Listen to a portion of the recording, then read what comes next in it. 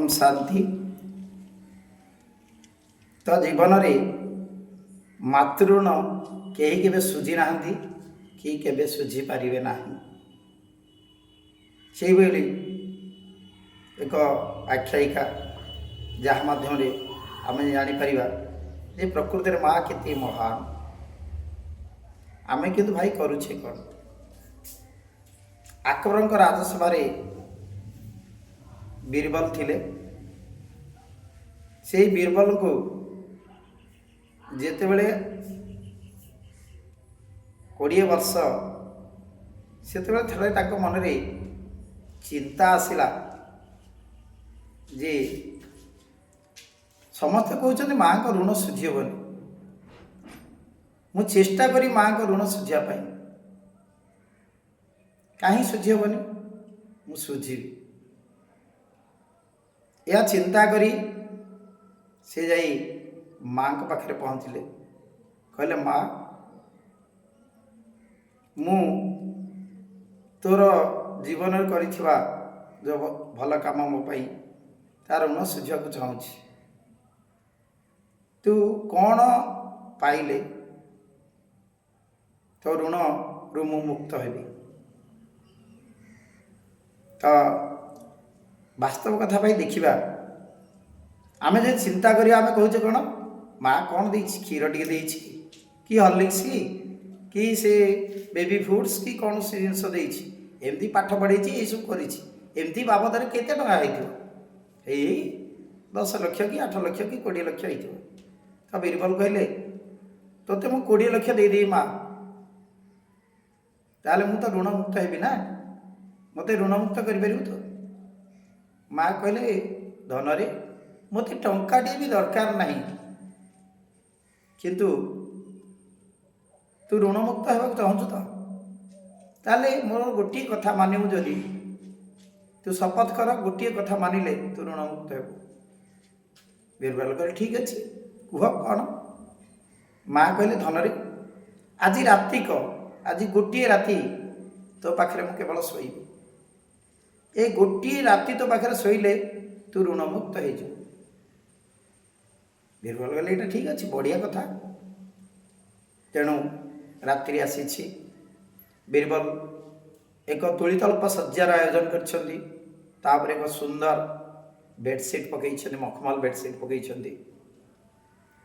माँ को कहले माँ आस शोइबा। माँ जा पुओ पाखे शोई किछि समय पर माँ को शोष लगी।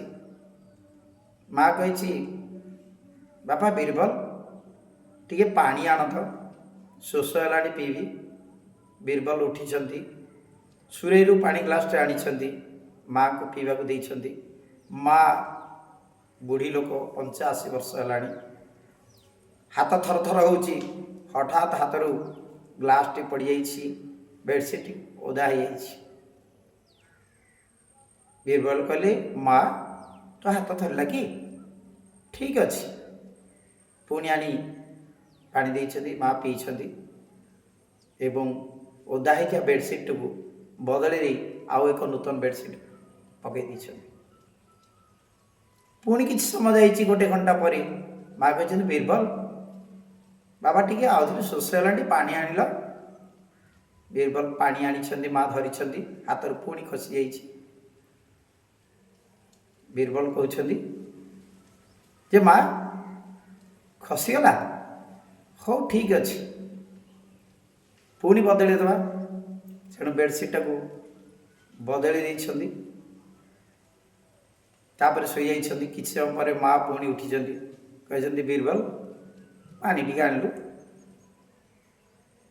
बीरबल कहते माँ अगर देखा जाऊनी कि तो पाखरे पूरा पानी अच्छी ये सूर्य पानी अच्छी मुझे शोला बारंबार डिस्टर्बांस कहीं कर माठिया पानी आणिकी पी दौनु। माँ पानी आनी पी शोई जाइए। किसी समय पर बुढ़ी लोक ना से शज्यारे सी मलत्याग कर देइछंती झाड़ा फेर देइछंती। बीरबल कहले केते कदर्य लोक मो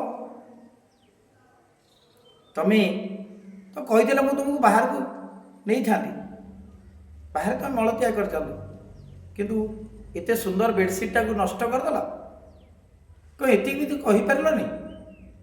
ହସିଦେଲେ ମା, କହିଲେ ବୀରବଲ, ଆରେ ପିଲାଦିନେ ତୋତେ ଧରିଲା ବେଳେ ତୁ କେତେ ଥର ମୋ ଉପରେ ଝାଡ଼ା ଫେରି ଦେଇଛୁ, କେତେ ଥର ମୂତ୍ର ତ୍ୟାଗ କରିଛୁ, ମଳମୂତ୍ର ଅନେକ ଥର ତ୍ୟାଗ କରିଛୁ। ମୁଁ କେବେ ତୋ ଉପରେ ବିରକ୍ତ ହେଇଛି? ସବୁ ପୋଛି ଦେଇଛି ଧନରେ।